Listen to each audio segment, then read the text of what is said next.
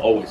Hackling is not always stress. When a person sees the dog hackle, that's not always stress. Hackling can be excitement. No, when the hair comes like up. the hair when it comes up, like stands up. Most of the time it's stress. But I had a dog when he was young. I'd throw the ball and he'd kind of hackle. In fact, he'd hackle quite a bit, running for the ball and prey. He's not stressed.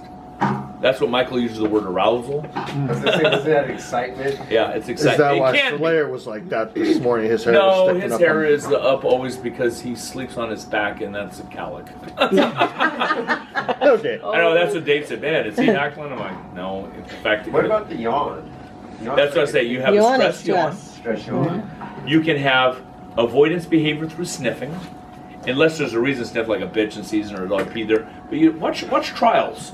When a person does the sit, and the dog does the sit, and the handler starts coming back towards the dog, and the dog does this. That's stress, which means I don't like you coming back to me. The dog is telling me I don't like my handler, or I'm nervous about my handler. Another one, this is mainly a shepherd problem, and this is a blanket statement. Rotties can do this too. I don't like to make breed statements, but shepherds a lot of times statue. What do I mean by that? Let's say the person does a moving sit, and the dog just stands. They're like, ooh, they've been working on the stand. I'm like, this dog doesn't know stand. Like me. No, that's confusion. Yeah. No, that's like me. No, that's she wasn't stressed. That's confusion. I'm talking about a dog that is nervous, sitting. It's just like I won't move. I know if I don't move, I don't get in trouble or beat. That's statuing.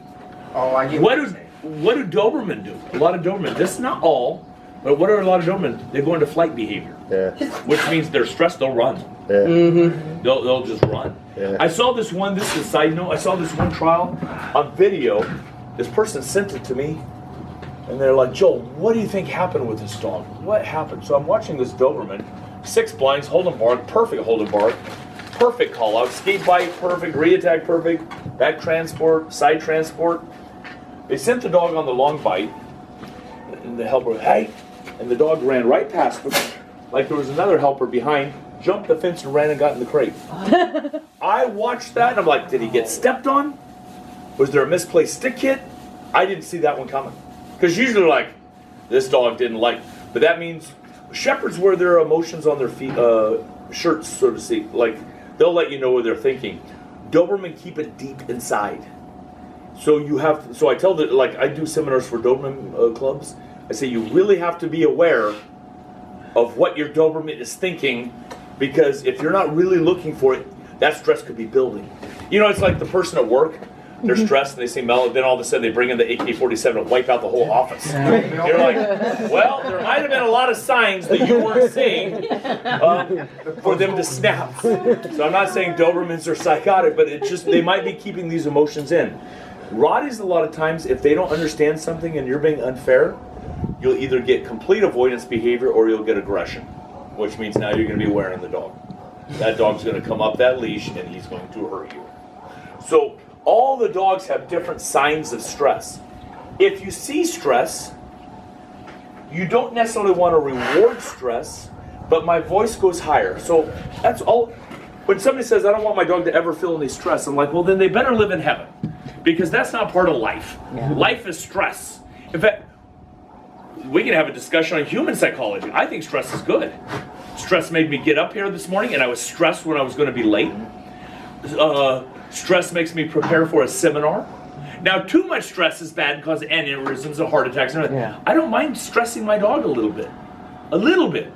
Now, too much stress is bad because I want them to overcome stress. Like, it's okay. And learn how to overcome. And learn how to overcome it and drive. So when I see my dog stressed, guess what I do? And my dog does the behavior. That's a good boy. Yes, good boy. So they're like, okay, this is right. Rather than, that's right, you better sit, stupid dog, you idiot. You know what I mean? Where you're like, have this weirdness between your dog. So if you see your dog stressed, let him conquer it and watch your voice. This is mainly a male problem. Most women are better than this than guys, I've just noticed. Women tend to praise better than guys, and that's a general statement. There are some women that praise crappy, and there's some guys that praise. This is just a blanket statement. And when I was training a lot of the police dogs, they were real bad at it. Like, good boy, Rex. Like, no, good boy for biting that bad guy. Yes. So really watch your tone, look for the signs of it, and see which reward-based thing that you have that can get them to conquer it. All right, everybody got stress. Make sense? One time I saw